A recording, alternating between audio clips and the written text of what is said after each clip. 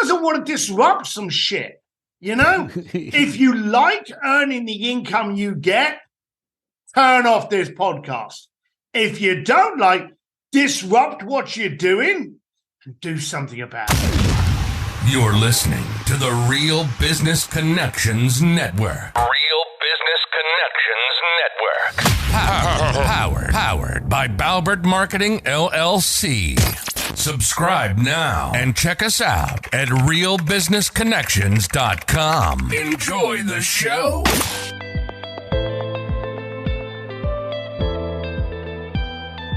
Welcome, everyone, to Learn, Speak, Teach, powered by Balbert Marketing, LLC. If you love to learn, be inspired, and succeed, we're here to speak and teach. I'm your host, Ben Albert. I believe if you're not living, you're dying. If you're not growing, you're withering. And if you're not engaged, you can turn this off right now. Because we here at LST are lifelong learners. And listen, I'm not your guru. I'm an ordinary guy on a journey to learn from the experts. My goal is to host each conversation with a beginner's mindset.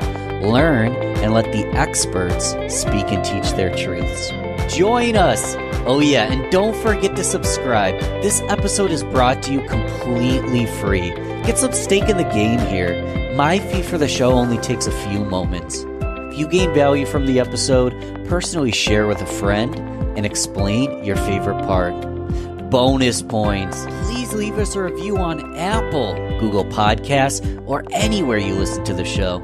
All right, let's get started. Welcome once again to Learn, Speak, Teach on the Real Business Connections Network. I'm here today with Steve D. Sims. Steve, how the heck are you? I'm good and happy to be here. Thanks for having me. I'm excited to have you. Guys, if you don't know who Steve is, you now know. Some refer to Steve as the real life Wizard of Oz. He is the founder and CEO of the luxury concierge service, Bluefish. Bluefish is internationally famous. Ultimately, once in a lifetime experiments. I mean, we'll talk about it in a moment. Elton John, Journey, all sorts of fun stuff. He also has published a couple best-selling books, Bluefishing, The Art of Making Things Happen, and more recently, and I actually just read it, another bestseller, Go for Stupid. Steve, talk so the camera goes on you. It's actually in a speaker view, so we might not have saw that. Pick that book right back up. There you go. That's what it looks like. There's my little name. That's me. Let me tell you, and I'll let you do most of the talking, but I will tell you, I love Go for Stupid because I am notorious for asking the dumbest questions. And let me tell you why I ask dumb questions. You never know what the listener needs. You never know what they're curious about. And I like to put myself in there. So let's start with a stupid question. How the heck did you meet Elton John? I asked. That's the weird thing about it. So many people are petrified. For a start, let's break it down. Okay. I'm an introvert. I play an extrovert very well, but I'm an introvert. And what that means is when introverts do anything, it's got to be worth it. I'm going to this party because I've got to have this. I'm going to a networking event because that has to happen. We don't care about being in the center of attention. We care about moving the needle. Whether it be getting ourselves uncomfortable, learning, growing, becoming more impactful, networking, whatever it is. So we do that. We're like that. I wanted to work with Sir Elton John during his Oscar party. And I knew that I needed to do this. It was something I really focused on. I found people around his court. I started finding out where they were, started communicating with them, working my way up the channel, and then ended up working for Sir Elton John's Oscar party for 8 years. Met him quite a lot of times during that period. And he's a cool cat. He's strong, he's direct, he's powerful. He is an icon. He's got an edge to him. But hey, been around the block enough. He's allowed to. He's got an edge to him. What does that mean? Sometimes he can come across as a bit abrupt. Sometimes coarse. But he doesn't pull his punches. He's very direct. A lot of people have tried to abuse him over his life, and he's very strong about those flakes. But he's a very strong, powerful man. He's very committed to what he sees value and benefit in. Yeah, I mean, if someone's wronged you a couple times, you have to say strong and stiff. I can appreciate that. Yeah, and in the music industry, I'll put it this way. I wouldn't want his life. Now, we know he's got more money than probably a small planet, but I wouldn't want the life and what he went through in the heart. The guy's ending his concerts this year, and I was boggled to realize that there's never been a year in his life where he hasn't actually been on tour. Imagine every year singing the same tune. Now, I do 4 or 5 podcasts, sometimes, going back before the launch of the book, I was doing 4 or 5 podcasts in a day. And now I try to reduce it, so I only do 4 or 5 in a week. And for a lot of people, that's still a lot. And for me, it's a lot. Imagine every single year singing the same tunes again and again and again, traveling around the planet, being away from your family. That would get on my nerves. Not to ask you the same tune, but a lot of my listeners don't know you yet. Tell us the tune, the story of the Journey endeavor, because that was one of my favorites. Well, it's a kind of, I'm happy with those questions because I realize, unlike Elton, there's a lot of people out there that don't know the story. So it's different for me. If I'm singing the same story to the same people, I ain't going to want to do that. But a lot of people don't know who I am, and that's absolutely fine. But I do these podcasts for 2 reasons. One, so that you do get to know who I am. But B, to challenge you to actually do something different. I want you to strive to change the way you act. And I want you to turn off of this podcast and go, shit, I'm going to do something different. I am going to disrupt. I am going to create. And that's what I want. So you want to know the Journey story? The actual Journey story or the rock band Journey story? Which one are you after? The journey through the Journey story. All right, the journey through the journey. That's good. I like that. So I'm basically the same as everyone else in the planet. I started off as an aggravated kid that didn't know shit. And it was that aggravation that caused me to go and find stuff. If I was a settler, I'd still be, flipping burgers or working on a building site. But most entrepreneurs, we're not settlers. We're aggravated. And it propels us to do things. We want more out of life. How can this happen? How can I create? How can I work smarter rather than hard? All those kind of things. So I actually realized that everyone that was around me was a broke-ass biker.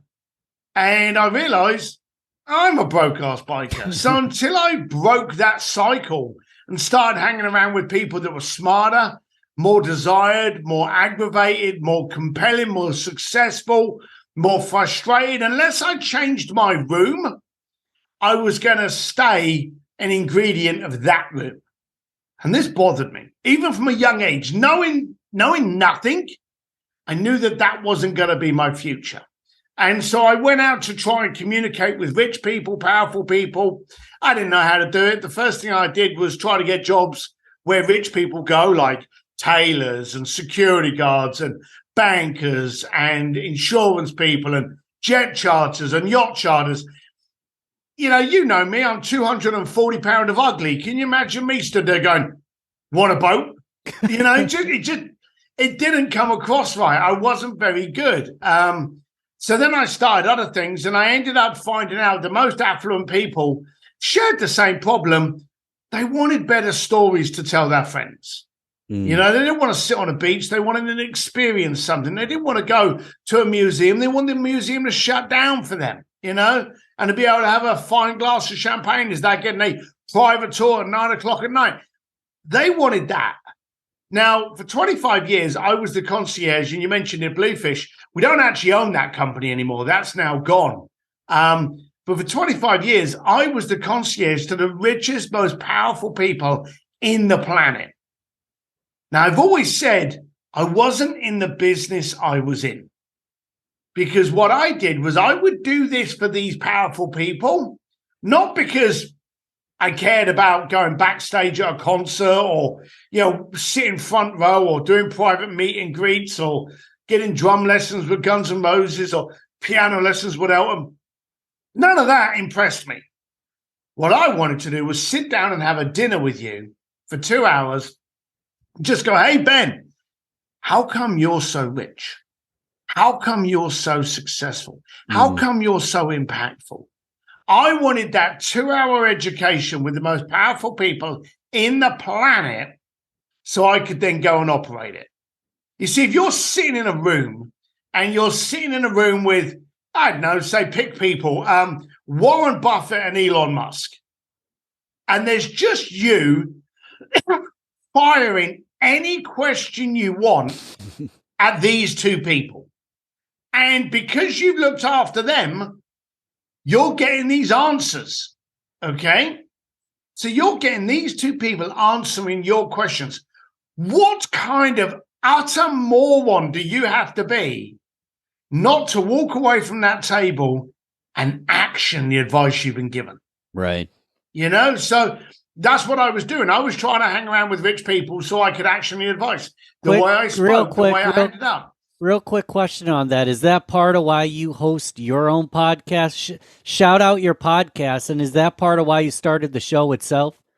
So my podcast is the art of making things happen. And I've always said that if podcasting existed in the 90s, I'd have never bothered with a concierge firm. I just literally wanted to do that. So yes, I was doing a in-person live version of a podcast. There it is. And it worked. I wanted to take a moment to pin that because your podcast is incredible, and that's why I have this podcast, so I can talk to Mr. Sims. So go on with the story. So concierge, you have this time. Where does it start to blow up? I mean, where does Journey come into play? As an example. So what we noticed was that people are usually quite scared, if not terrified, of saying what they want. And I found that kind of weird and compelling at the same time. We'd go, I'd like to do this. But you won't say what the full dream is. So we recognized this very, very early on. And this is how the actual title of the book came about. You see, we had the title of the book, Go for Stupid. We had that before there was even a book to stick it on. We've had that title for probably about 18 years. Wow. But what we would do was a client would come to us and they'd go, hey, I'd like to go to the London Fashion Week. And we'd be like, okay, we'll come back to you, let you know what we can do. And we would sit down in the morning and we'd go around the table with all the requests we were getting.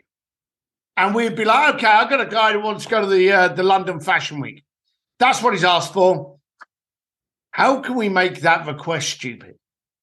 And that's what we used to say. Because you see, here's a funny thing. Mm-hmm. If I say to you, hey, your podcast, your business, let's go for the impossible. Let's make it impossible. Let's achieve it. And then I say to you, hey, Ben, your business, your podcast, let's get a stupid goal. Let's go for stupid here. Okay? Now, two things happen. And I was watching your eyes and I was watching your face as I was asking those questions. When someone goes for something that's impossible, the first thing they do is they pinch their lips, they grit themselves, and they go, yeah, I'm going to go for the impossible. I'm going to do it. Let's conquer it. And there's all that constriction and resistance that comes into their body. When you say to someone, hey, that goal you want of $250,000? Let's make that goal stupid. Let's go for $1 million. Yeah, let's do this. All of a sudden, when you start using the word stupid, you start smiling because kids smile. Kids are curious. Kids don't have parameters. You don't dream and then during the dream go, whoa, you can't do that. It's impossible to float on a flying carpet because it's your dream. Dreams have no parameters. Kids have no parameters. But as adults, we get these parameters, and 99% of them are self-inflicted by us. We tell ourselves, no, you can't do that. You can't dance. You can't go out with that girl. You can't apply for that job. You can't walk in that room. How many of us that are listening to this podcast, and yeah, I'm talking to you, how many of you have imposter syndrome? You walk into a room full of successful people and you go, whoa, shit, I should not be there. And so what happens? You push through it until you realize that they're just same as you, or worse, you run away. How many times does that happen? I'm getting the metrics. I had 40 million hands raised. 40 million people. There's a family in Cambodia that listens to the show that didn't raise their hand. Everybody else did, Steve. We all do. It's terrible. We inflict those on. But when you actually can reframe it and go, hey, let's go for a stupid goal, then childlike immaturity, adventure, curiosity, and the willingness to disrupt suddenly comes up to, and it's fun. I'm talking to you now and you're smiling about that idea. Who doesn't want to disrupt some shit? You know, if you like earning the income you get, turn off this podcast. If you don't like, disrupt what you're doing and do something about it. And that's where it all came from. So anytime anyone would ask us to do something, we used to ask ourselves, how can we make this stupid? And the story that you were hinting on was we had a client that wanted, and get this, to meet the rock band journey. He literally wanted to shake their hands and get a photograph. That was it. And we thought, how can we make it stupid? So we got him pulled up on stage halfway through a concert in San Diego, and he sang 5 tunes as the shortest-term lead singer of the rock band journey, live on stage in a packed auditorium at what at the time was called the Cricket Amphitheater in San Diego. That's how far we took it. There it is. And we don't have to be going for stupid in that regard in every micro moment. Talk a little bit in the book, Go for Stupid. You talked about a bartender that far exceeded your expectations. Kenneth. And Kenneth is a great example of going for stupid and over exceeding and disrupting in small micro moments. Am I wrong? Tell me a little bit about Kenneth. Tell that story. So I was in a bar. It's been known to happen, but it was in a hotel, and I had literally just landed, and I had to shake myself up because I was on stage in I think a couple of hours. And I'd checked into this hotel, dropped my stuff off, wanted to have a quick bite to eat before I got in the car to went over to the gig. And the bar looked pretty decent. And I actually said to the guy that came over that was giving us lunch, he gave us a cocktail menu. Now it was lunchtime. I very, very rarely drink anything at lunchtime. But he had some of these cocktails on there, and they looked quite interesting. And I said to him, look, I wouldn't mind a little pick-me-up, to be honest with you. So, yeah, I'll have an old-fashioned. Can you do an old-fashioned? And I said to him, I don't want to be a prick, but make sure it's a good old-fashioned or don't even bother, you know? And that challenge to him, I think must have made him a bit nervous because he's walked over to the bartender, said to this bartender about what I just said to him. And this bartender, just gay fella, literally just comes skipping. He was just a ball of energy. Comes skipping over to me and said, what do you like? How do you like it? And almost interviews me on this drink. And I said, look, if it's no good, mate, I don't want it. And I was a bit tired. I wasn't really very responsive to his, his mannerisms and his overexcitement. He was way too jolly for me at that moment. And he went, I heard what you want, but I'm not going to give it to you. I'm going to give you something I think you'll love even better, and goes off. Ooh. And I'm like, hang on a minute. I haven't exactly been very friendly. I haven't exactly given him much flex room to do anything other than a bloody good old fashioned. But he fronted me and he said, no, I'm not giving you what you want, but I'll give you something you love. And I'm thinking, that's pretty freaking ballsy, yeah, you know? And I'm like, All right. And I was hooked. I was curious. And he goes skipping back behind the bar. He was a life force. He is a life force. And so he's behind the bar and he comes over and he gives me this drink. To say it was an old fashioned would be wrong. To say it was brilliant would be accurate. And I was like, this is something. The guy's confronted me and given me something based on a brief conversation. And I really admired that strength of character. Now, here's the weird thing. I fell in love with that hotel. And I told a couple of friends, and I was up in San Francisco for about 4 nights. And I think maybe second, third night, I went, wow, what a wonderful hotel. And the guy looked at me and said, are you kidding me? I said, no, it's a brilliant hotel. He said, why is it brilliant?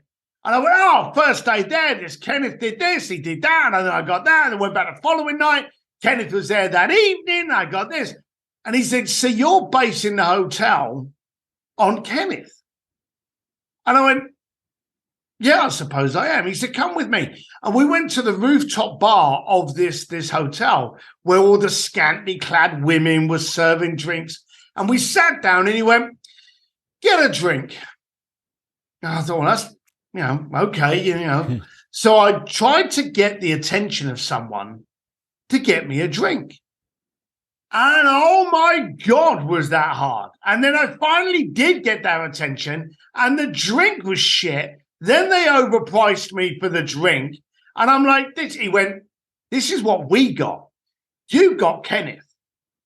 And I realized at the time, my opinion of everything was based on him.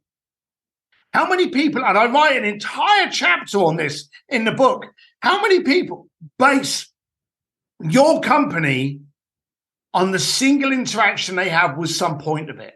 And is that point a Kenneth?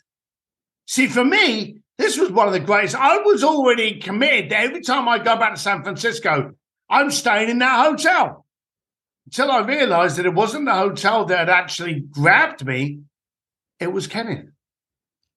It was Kenneth. So as a leader, how do we ensure that we have Kenneths in our company, Kenneths surrounding us, Kenneths someone walks in the door, we want a Kenneth.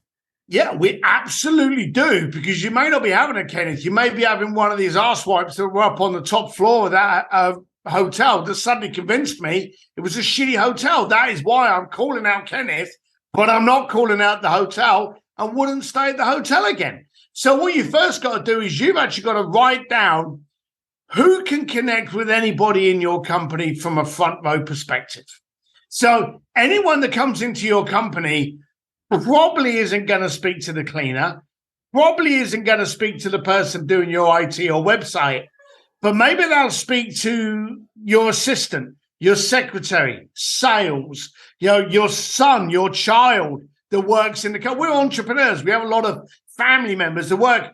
So write down everyone that 9 times out of 10 has interaction with people coming, and then ask yourselves critically, what is the difference between each one of those? And I'm going to tell you this. Why don't you set them up? Why don't you go out for dinner and then phone one of those people up and go, hey, I'm looking at doing this. How good is your company? Find out the response you get. The reason I'm smiling is because I would do that in that accent myself. Yeah, we used to do that. We used to phone up our staff when we had the concierge phone. We'd go, hey, I want a pink giraffe by 5 o'clock. Can you get it? And just see what the response would be like and see what they would say. We used to wind it. That was one of our silly things in the office. We used to wind each other up with ridiculous requests. But nowadays, I urge you to do it to discover whether or not all of your front line are Kenneths. What if I'm asking myself, I don't have a Kenneth. What kind of mindset is required? Let's say you want to be a Kenneth, but you feel like you're not. What is the mindset required to become that kind of, or is some people just not meant to be that kind of server. Not server as in serving like food. No, I get what you mean. So there's a number of questions there. Let's break that down because you threw 3 things at me. Yeah, I got a bad habit of asking about 17 at a time. If you haven't got a Kenneth, who have you got? And that's the first problem. If you've got arseholes, then you know what to do. I'm not saying that you need a Kenneth, but I am saying you need to get rid of the arseholes. So if you've got someone that's not a Kenneth, don't let them talk to your prospects. That's the first thing. Remove the ability for them to be able to create an experience or an emotion by not allowing them to interact. That's the first thing. They may be fantastic at the website. They may be fantastic at fulfillment. They may be fantastic at creative. Don't give them a phone. Don't let them talk to the end user. That's the first thing. Secondly, if you're not a Kenneth, is your job to interact with prospects, then you need to better become a Kenneth. You've got to learn how to communicate because you could be losing business because of your attitude. And if you really hate people, hate business, are just terrible at doing this, then get somebody else. Bring someone else in as your front man. That's what you've got to do. And so you've really got to analyze what you've got. What is the purpose of it? And if you've got the opposite side of it, then get it out of the front line. Makes perfect sense. And those people have already turned the podcast off by now. So we're talking to the gold, the best humans right now listening on Steve Sims. One thing I learned from Chris Van Vliet is really what we achieve is a direct relationship to the questions we ask. And you further hammered that down in Go for Stupid. My question for you is, how do I ask better questions? By asking wrong ones. I learned very early on that if I didn't get the answer I wanted, it was because I was asking the wrong question. So I used to go up to people and I'd be like, hey, how come you're rich and I'm not? And that literally, I would go up to me. I know, it's horrific, isn't it? I would go up to incredibly powerful people and ask that question and they would look at me with almost fear in their eyes that I'm going to mug them. And I wasn't getting any response. So then I changed it to, how come you're wealthy and I'm not? And I thought, wealthy, that'll do it, But then they used to talk to me about wealth being peace of mind, finding meditation, marrying their wife, having kids, finding the Lord. And I'd be like, well, I'm not going to marry your wife or join your church. How does that help me? There was nothing tactical in that. Works for you, but it doesn't help me. And so the third tweak of that question, and remember this, if you get a bad answer, it's probably because you've asked a bad question. So my third tweak of that question was, how come you are successful and I'm not? And that's what I used to say. Hey, how come you're successful and I'm not, And I would get people going, oh, well, I look at business like this, or I focus on culture, or I work 4 hours a day and I cram everything, and the rest of the time I'm with my family rejoicing, or I'll work 4 days a week, or I would get now tactics. And so I would get up from that breakfast table, that dinner table, lunch, whatever, and go, right, this is what I'm going to do. And I always used to have these little pads in my pocket, and I would step out. Sometimes I would go to the toilet and just do it in the toilet, write the notes down in the toilet, because everything was coming so fast. I knew I was going to, but 9 times out of 10, I'd leave the meeting, step around the corner, and then quickly just make notes. And there were times when I'd be around the corner of the building and my client would walk around the corner. I'd be like, oh, hey, John, how you doing? And I would and I'm making notes about him, and I'm doing all these things. So I would take all of these notes down, and then I would get home and I would translate those into actionable steps. And then from those actionable steps, I'd start them. See, the beautiful thing about a mindset is you can change it in a nanosecond. and your attitude, your focus, your relationship with you can be changed in a second, can be changed in a heartbeat. But again, as we said earlier, what kind of moron do you need to be to have all of this knowledge and then physically choose not to do anything with it? That I just found incredible. That's this guy for almost 30 years of my life. And I'll be honest, I would get in my own way and then talk about imposter syndrome, talk about struggle. I would have the answer to a question, but you better believe I didn't open my mouth, because if I were to try to answer that and I wasn't living in alignment with the answer, work out, do this, eat this food, reach out to this person, I had the tactics, but I was getting in my own way. So I already kind of answered the question I was going to, this is one answer to it, but the question I was going to ask is, why are you successful and I'm not?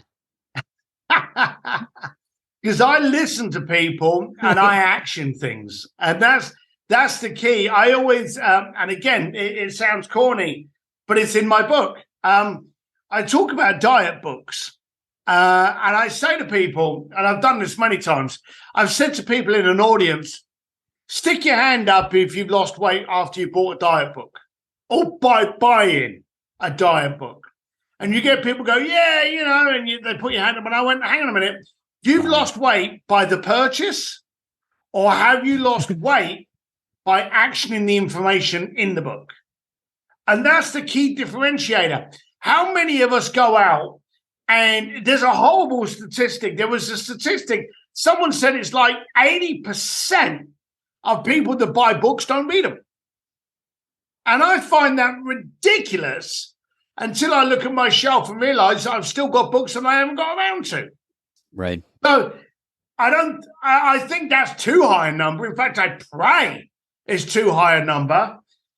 But I think 50% of people probably buy a book and then just like shove it down on the couch and never get around to opening it. And that's the problem. The power, the benefit, the success is not in the purchase, it's in the action. And that's what I do. I action, and I action badly. And I'll tell you what that means.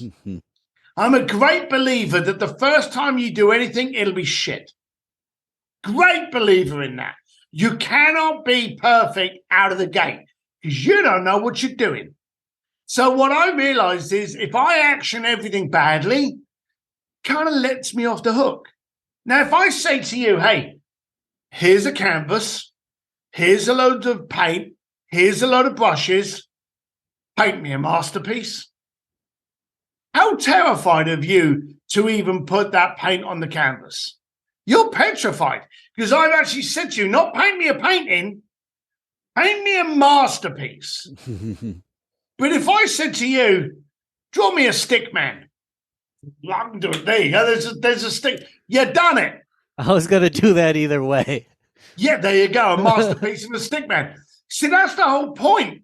If you realize that you've just got to break that duck's egg by actually just doing something, right, then it's the action that's important. And the reaction of that action is your mind goes, right, we're in. We're going to do this. And that's what goes. I know, and I don't know how many I've done. I think it's like 300 something episodes now on my podcast. Guarantee you, the first ones I did was shit. In fact, the story is, and this was something, a gentleman by the name of Ari Meisel did this. I was at an entrepreneur event, and he was talking about how to set up a podcast.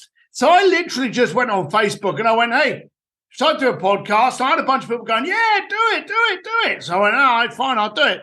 So I went up to Ari and I said, look, I've spoken to a few people. I'm going to do a podcast. And he said, great. There's a strategy that you've got to stick to when it's new. And I went, okay, what is that? He said, you've got to record 18 podcasts. Record all 18 before you post them up on Apple. This is how you post them up on Apple. This is how you get a Libsyn account. This is how you do it. Mm-hmm. But before you post them up, do all 18, get them in the can, and then call me up. And I went, fine, done. So I think it probably took me 4 months, and I had 18 podcasts done. So I phoned him up, and I've gone, right, okay, I've got 18 podcasts. How do I load them up? What do I do? Do I hashtag? Is it the algorithms? Is it the magic 18 numbers do something to the algorithm of your podcast? He went, no. Now what you got to do, you got to listen to the first one, listen all the way through to the 18, and ask yourself, do you want people listening to this? Because I guarantee you, most of those are shit. And this is Ari saying that. And he's got a great saying, get going, then get good. He said, listen to the podcast. He said, because you can delete them and redo them.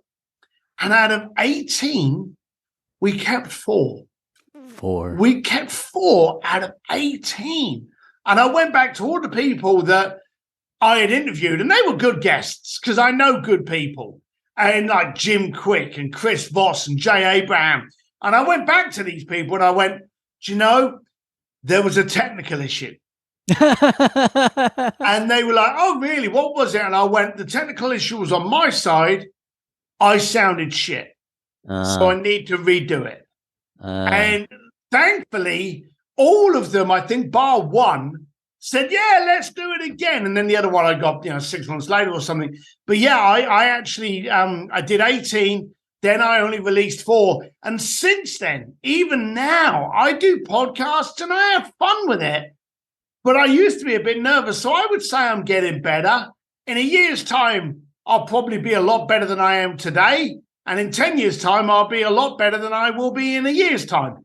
But that's the focus. It's the action that makes you brilliant, not the reading about it, not the knowing about it, not the answers to the question. You literally have to start. And again, to quote Ari, get going, then get good. Get going and then get good. I know personally, people heard it in the last episode. Carla Fowler, she's brilliant, went to Brown, PhD, MD.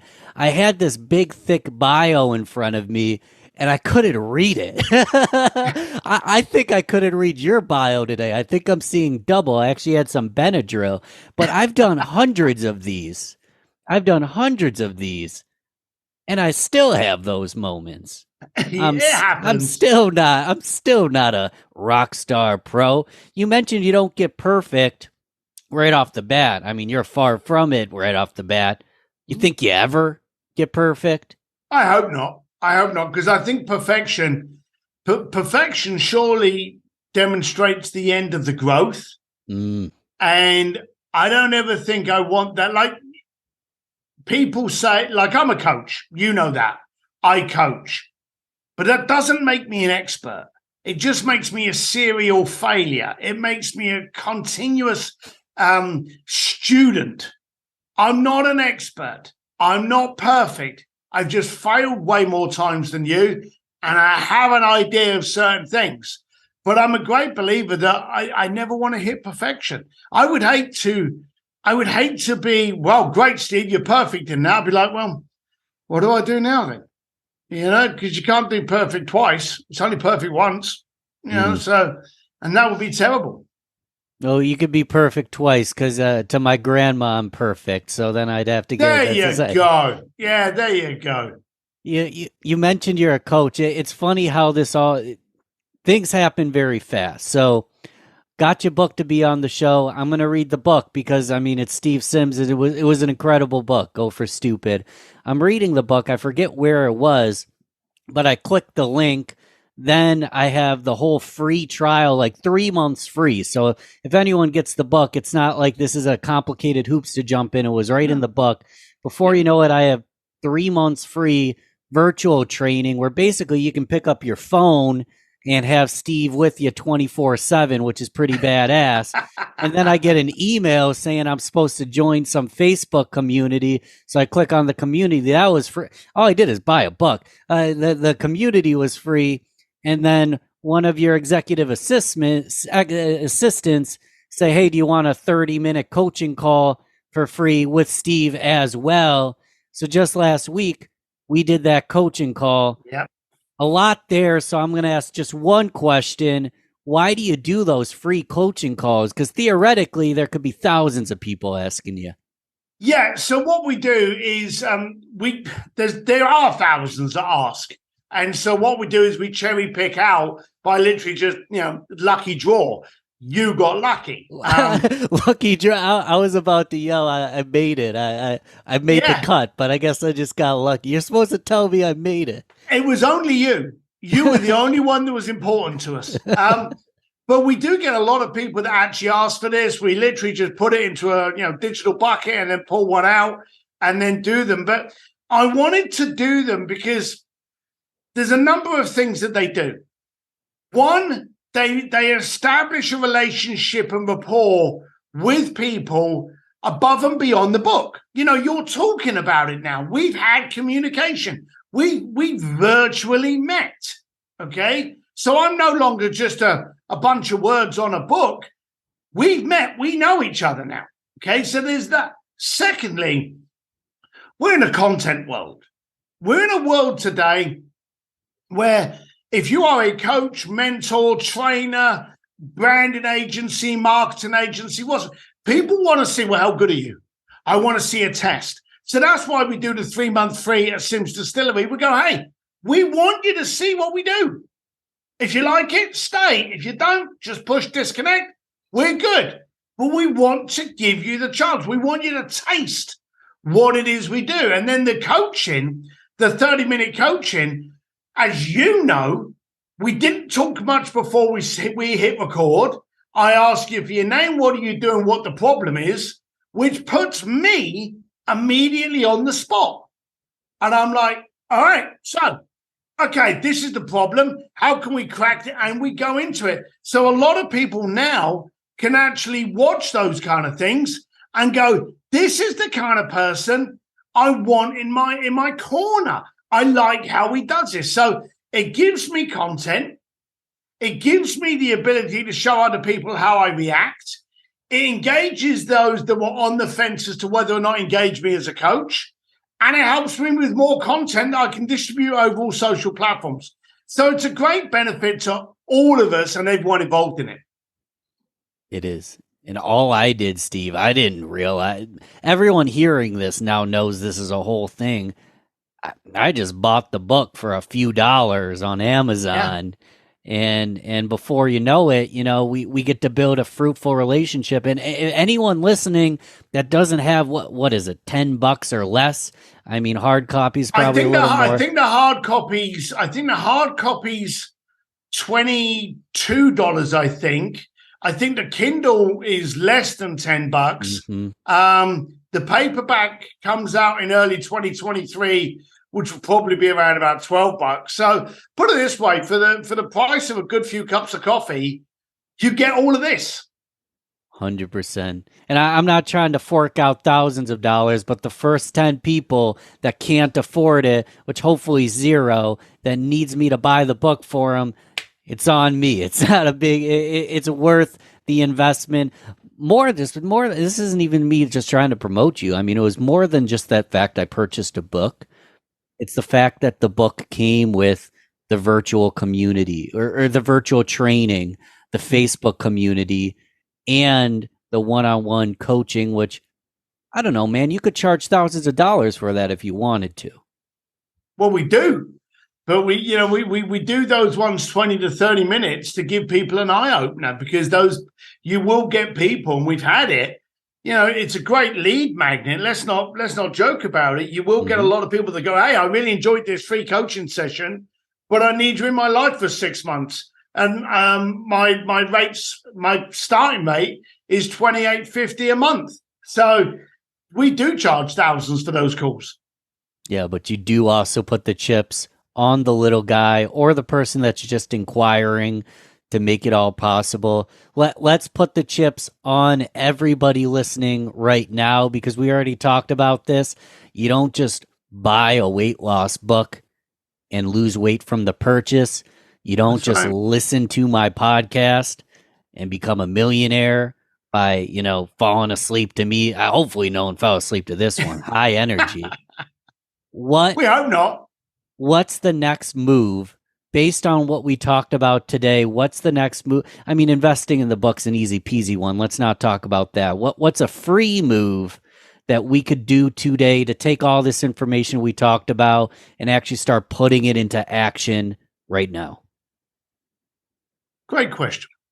So I do this with a lot of my coaching clients. And so I'm going to give it to everyone listening to this for free. This is how I start. I want you to get a crayon. I want you to get a Sharpie. I don't want you to get a pen or a pencil. I want you to get something that takes you back to being a kid. So if you can get a purple Sharpie or a green crayon, that's what I want you to do. Can I do it on the sidewalk with some chalk? Chalk is perfect. Perfect. And then what I want you to do is I want you at the top to write down 5 years from the date you're listening to this podcast. So if you're an idiot and you don't listen to this podcast for 5 years because you've only just heard who Ben is and you're 5 years late to the party, just add 5 years from that date. So for us now, we're doing it on 2022. So we write down the number 2027. It's good math. I know, I did that all on my own. 2027, we do at the top. Then underneath it, we go 1, 2, 3, 4, 5. And then next to each number, we write a specific goal that we want to have achieved in 5 years. Now, I say specific. If you want lots of money, what's lots of money? Is it $273,000? Is it $495,000? Is it $1 million? You know, I want to pay off my house and my mortgage is $998,000. Whatever it is, I want this car. This is the color and the model. I want to travel here. This is the month I want to travel to, and that's where I want to be. I want this amount of money, and this is my mortgage, and I want that paid off. I want my credit cards paid off. This is the total amount that I need to pay that off. Be as specific as you can for those 5 goals. And then what you do, and this is beautiful, go back up to the top where that number was that year, cross it out, and write next year. Now, you'll be in a state of panic. You'll be like, well, when it was 5 years, I was okay to dream. I dared to dream. It's 5 years away. A lot can happen in 5 years. I may not even be on this earth in 5 years' time. But next year, shit, that's only 12 months away. And then what you do is you go, okay, what needs to happen in 11 and a half months for me to hit that 12-month goal? What needs to happen in 11 months, 10, 9, 8? What needs to happen tomorrow for me to get closer to that goal? That's free of charge. And here's the beautiful thing, and I'm going to let you off the hook. You're more than likely not going to achieve everything. But this is what happens. And it's happened. It's happened many, many times. Been doing this for 20 plus years. If you give yourself 5 goals for 5 years and then move it to next year and then you push, you'll end up achieving 2 or 3 of those goals in 1 year. Over 50 to 60% of your 5-goal plan has been achieved in 12 months. Not 5 years, in 1 year. You've achieved over half of your goals. I'll tell you what'll happen. You'll write another 5-year goal plan, go up to the top, cross it out, put 1 year, and you'll go again. And the growth will be exponential. Try that. It'll scare you by what you can achieve when you do it like that. Exponential growth, exponential confidence, exponential leveling up is what it sounds like. Yep. Cool. One easy thing that'll take you 3 seconds is to smash subscribe on whatever you're listening to this right now, or you're watching at YouTube, and check out the show notes. I like to tell people, if you got the ability to open up another tab, open up the tab, do some of this stuff while we're chatting here, because I like to end easy peasy rapid fire round just to get to know you a little bit better. No hard question, just some fun stuff. Do it. Coffee or tea? Coffee. Favorite kind of animal? I love dogs, but I also love laughing at pandas. Laughing. Tell me more about that. Pandas are just funny. I think they're just taking the piss on it pretty much every day. They're always rolling around and doing stupid shit. I love pandas. We're going to YouTube a panda video after this. Let's do a different one. Book, TV, or movie character. Who is most like you? Oh, gosh, truth. My wife thinks I'm Thanos because I look like Thanos and I like to destroy stuff. I think I like to disrupt stuff, but sometimes in disrupting, you end up destroying. So I suppose badly, I'm Thanos. Now, that we're going to ask the same question in a different way because that's who you would play. But if we were to take an actor, what actor is going to play you and tell these stories for you? Oh, what actor would play me? Let's do that one. Oh God, who knows? It would probably have to be. I would probably think it would have to be Brad Pitt from the movie Snatch. Because in Snatch, he played a really cool Irish boy. For any of you that haven't seen the movie Snatch, it's an incredible movie. And he plays this Irish boy. So I suppose he's better looking than me, marginally, maybe not. But I think it'd have to be Brad Pitt from Snatch. Fantastic movie. That'll be in the show notes. Check it out. Wow. I think you answered all my questions for the day. I want to book you for another hour, but we don't have the time. How do we go deeper and learn more from you? Tell us one more time. Oh, it's dead easy. Steve D. Sims, D for dashing, and there's only one M in Sims. Steve D. Sims. I'm at stevedsims.com. That's my website. Or Instagram, Twitter, Facebook, Steve D. Sims. You can find me anywhere. I've got a free Facebook group called An Entrepreneur's Advantage with Steve Sims. But quite simply, as Ben already said, if you buy the book, you're getting the real stuff. So grab the book, look for the QR code inside, and play. Rock and roll. Thanks. I'll have you back if you'll come in, but I appreciate your time today. It's been fun. Thanks, Ben. Thanks for having me. Thanks again for listening to Learn, Speak, Teach, powered by Balbert Marketing, LLC. You need to go subscribe if you haven't yet. This show is completely free. If you gain value from the episode, personally share with a friend and explain your favorite part. Leave us a review on Apple, Google Podcasts, or anywhere you listen to the show. All right.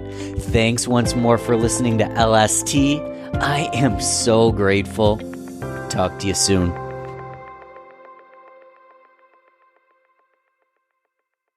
Hey, I'm Steve Sims, and I've just been on Ben's podcast, Real Business Connections. Great energy, great enthusiasm, great questions. If you want to listen to a great show, you couldn't be better than listening to this one. Well done, Ben.